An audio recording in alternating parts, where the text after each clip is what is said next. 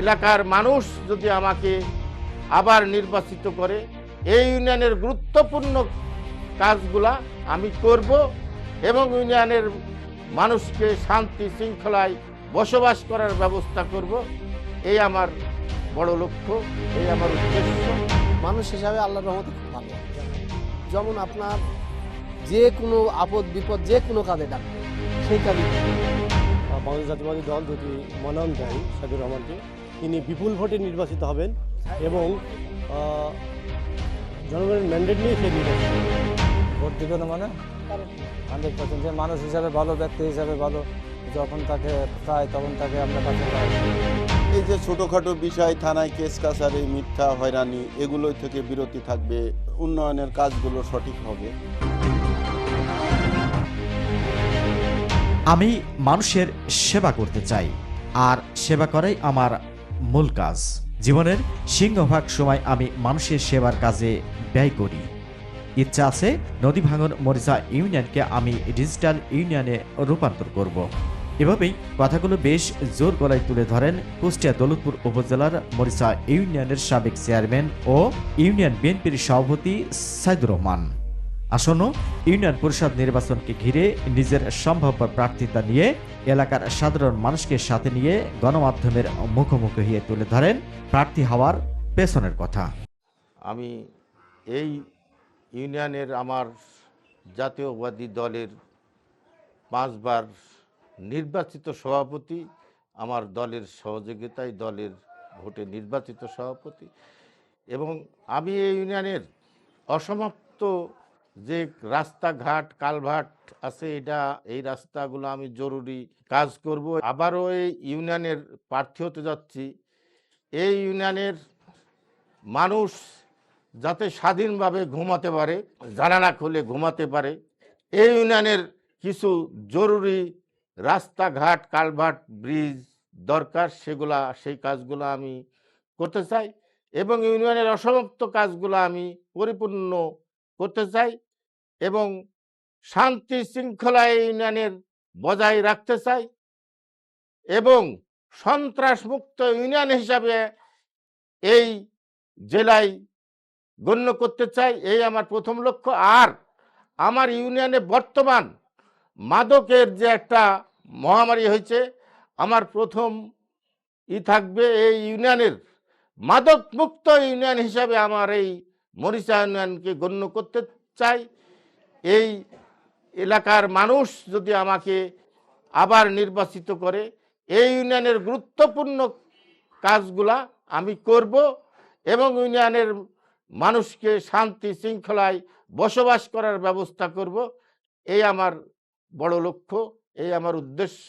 ইনশাআল্লাহ আমি ইতিপূর্বেও 2-3 বার নির্বাচন করেছি।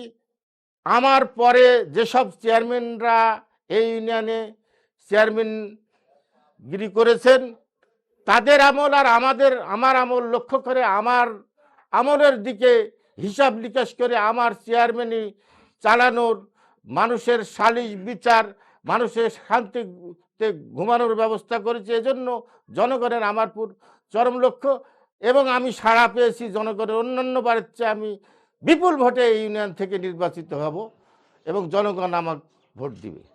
আমার ইউনিয়নের মানুষ আতঙ্ক নদী ভাঙ্গনের বিষয় নিয়ে, তবে আমার এমপি বলিষ্ঠভাবে সংসদ অধিবেশনে বলেছেন এবং আমি এই ইউনিয়নের সভাপতি হিসাবে আমার ইউনিয়নের নেতাবর্গকে নিয়ে এমপিকে বলি, এমপিও সেই তুলনায় এই সংসদ অধিবেশনে সে বলিষ্ঠভাবে এই আমার ইউনিয়নের যেমন কোলদেয়াড়, মাঝদেয়াড়, কান্দিপাড়া, ভুরকা, হাট খোলার কথা সংসদ ভবনে কয়েকবার বলেছেন এবং জরুরি ভিত্তিতে আমার এমপি সাহেব আমাদের কথায়, আমার ইউনিয়নবাসীর কথায় জরুরিভাবে 5 কোটি টাকার ডাম্পিংয়ের কাজ অলরেডি হয়ে গেছে। এরপরেও আবারও কয়েকদিন আগে আমার এমপি সাহেব সচিব সাহেবের সাথে প্রধানমন্ত্রীর দপ্তরে জানাইছে এবং আরও জরুরিভাবে কিছু কাজ অতি জরুরি আসবে এবং আমার এমপি সাহেব কথা দিছে যে এই ইউনিয়নের নদী ভাঙ্গার আগামী দিনে বা আগামী বছরেই পিন দেওয়ার এটা পার্মানেন্ট করার ব্যবস্থা করেছে এবং সে ব্যাপারেও আমার এমপি সাহেব জড়িত করছে। আমরাও তাই এই যদি আমার ইউনিয়নের নদী ভাঙ্গনটা রোধ হয়, যে আমার ইউনিয়নের মানুষ সবচেয়ে বড় আতঙ্কে আছে এবং এই আতঙ্কের থেকে বাঁচবে। বিগত দিনে আমাদের সরকারের আমলে সার ব্যবস্থা এবং কৃষক সময় মতো সার বীজ সরকার থেকে পেয়েছে এবং ন্যায্য মূল্য পেয়েছে। এবারও আপনারা জানেন ইতিমধ্যে রাশিয়া সার আমাদের সরকারকে দেওয়ার জন্য কম মূল্যে দেবে এবং আমার বাংলাদেশকে দেবে, এই আশা আমাদের প্রধানমন্ত্রী রাশিয়ার সাথে যে চুক্তি করেছেন, ইনশাআল্লাহ আগামী দিনের যেন এই চুক্তি থাকে, আমার দেশের কৃষক ন্যায্য মূল্য সার পাবে এবং এই সরকারের আমলে কৃষকের যে ফসল উৎপাদনকারী ফসলের ন্যায্য দাম পাবে এই আশা করি। এবং আমাদের সরকারের সময় ছিল এবং আগামী দিনেও আশা করি আমাদের কৃষকের কোনো অভিযোগ থাকবে না। সেই প্রোগ্রাম আমার সরকার এদের কৃষকের কার্ডের ব্যবস্থা করছে, আমাদের সারা বাংলাদেশে ফ্যামিলি কার্ডের ব্যবস্থা করছে। আমরা আশা করি আমাদের প্রধানমন্ত্রীর যে উদ্যোগ, এই উদ্যোগ যদি সত্যিকারে আমরা আমার এলাকাবাসী আমার সরকার বাস্তবায়ন করতে পারে, ইনশাআল্লাহ আমাদের দেশের কৃষক এবং হতদরিদ্র ফ্যামিলি সবাই উপকৃত হবে।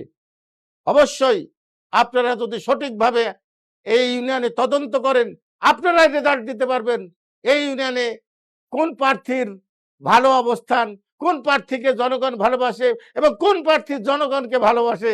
এটা আপনারাই যদি তদন্ত করেন এই ইউনিয়নে, ইনশাআল্লাহ আপনারাই বলবেন। আপনারা বললেই আমার জন্য ভালো হয়, সঠিক তথ্য আপনারা দিবেন। অপরদিকে নির্বাচনে সাইদুর রহমানকে নিয়ে এলাকার সাধারণ মানুষের আগ্রহ যেন শেষ নেই। তারা হর হামেশাই সাইদুর রহমান চেয়ারম্যান হলে এর নানা সুবিধার কথা তুলে ধরেন। মানুষ হিসাবে আল্লাহর রহমতে খুব ভালো মানুষ। যেমন আপনার যে কোনো আপদ বিপদ যে কোনো কাজে ডাকবেন সেই কাজই পাবেন, তাকে দিবে। আপনার ধরেন উনি হচ্ছে মানুষের বিচার সালিশ, আপনার যত রাত্রি হোক যখনই হোক, চুরিদারি কিছু হলে যখন ডাকবেন তখনই পাবেন।